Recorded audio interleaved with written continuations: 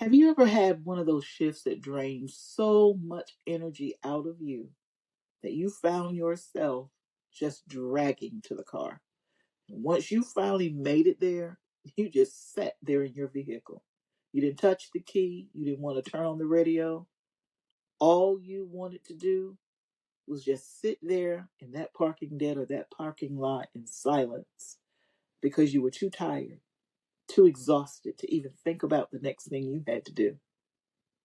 Well, I spent 16 years in healthcare recruitment, reviewing resumes and screening candidates, conducting interviews. And in that process, I've met some of the most gifted nurses that were born for this calling.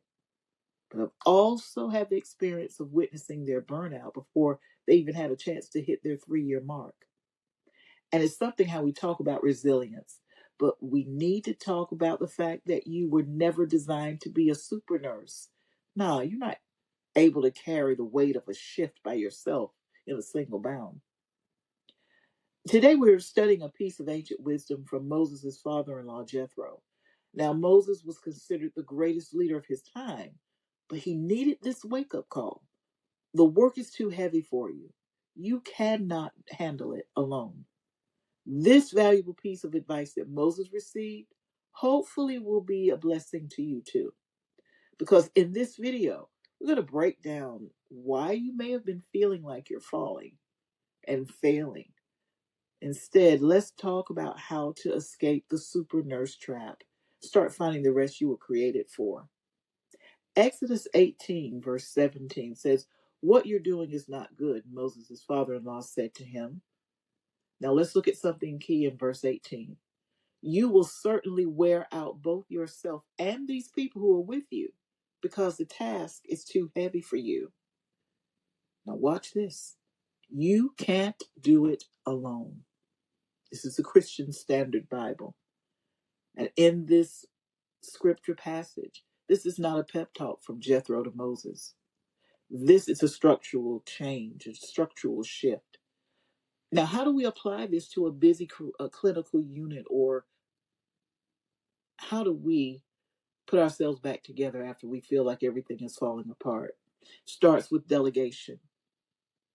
Moses was trying to judge every case, and sometimes as a nurse, you're expected to handle every problem: family drama, supply chain issues, physician communication, clinical care. And the only thing that you really need to do is start the delegation process. There's got to be some non essential task that can be given to someone else to handle.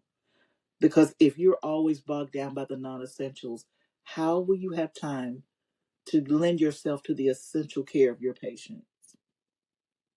Step two, let's set some boundaries. Remember that even the most capable leaders need a buffer. Otherwise, if you are always wide open, baby, you are going to eventually snap. Now, I know for a fact that this is easier said than done, but I encourage you, please do this one favor for yourself. Allow yourself permission to take a break. Whether you have 10, 15 minutes, take that break. I don't care if the unit is falling apart. Find yourself a supply closet, or, I don't know, retreat to your nearest bathroom, or if necessary, trek back to your car.